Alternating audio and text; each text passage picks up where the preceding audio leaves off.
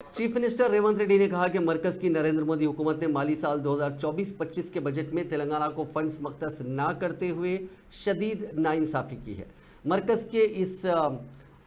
रवैये और तेलंगाना के साथ बजट में अपनाए गए इम्तियाजी सलूक के खिलाफ बतौर एहतजाज चारशंबे को असेंबली में करारदाद मंजूर करते हुए उसे मरकज़ को रवाना किया जाएगा। जुबली हिल्स में वाक़ अपनी क़यामगाह पर मरकज़ी बजट पर तबसरा करते हुए चीफ मिनिस्टर ने कहा कि असेंबली में मरकज़ के सौतेले सलूक के खिलाफ पेश की जाने वाली करारदाद की तहरीक में बीजेपी के अरकान असेंबली को हिस्सा लेते हुए अपने इखलास को साबित करना चाहिए। उन्होंने कहा कि मरकज़ी बजट पर तेलंगाना हुकूमत अपनी नाराज़गी वज़ीर आज़म नरेंद्र मोदी को बताने की कोशिश करेगी, इसीलिए इस करारदाद को पेश करने का फैसला किया गया है।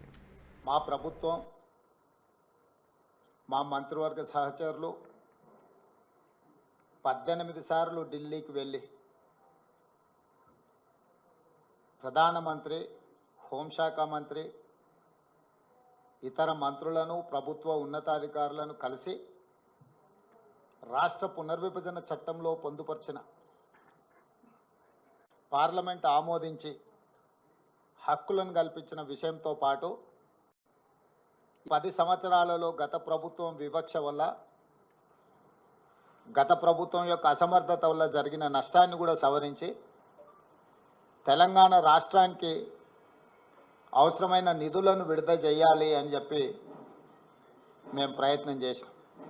స్వయంగా నేనే 3 సార్లు ప్రధానమంత్రిని కలిసిన. మొదటిసారి తెలంగాణ రాష్ట్రంలో ప్రభుత్వం ఏర్పడిన వెంటనే నేను ఉప ముఖ్యమంత్రి బట్టి విక్రమార్క గారు ప్రధానమంత్రి గారిని కలిసి ఎన్నికలు ముగిసిపోయినాయి,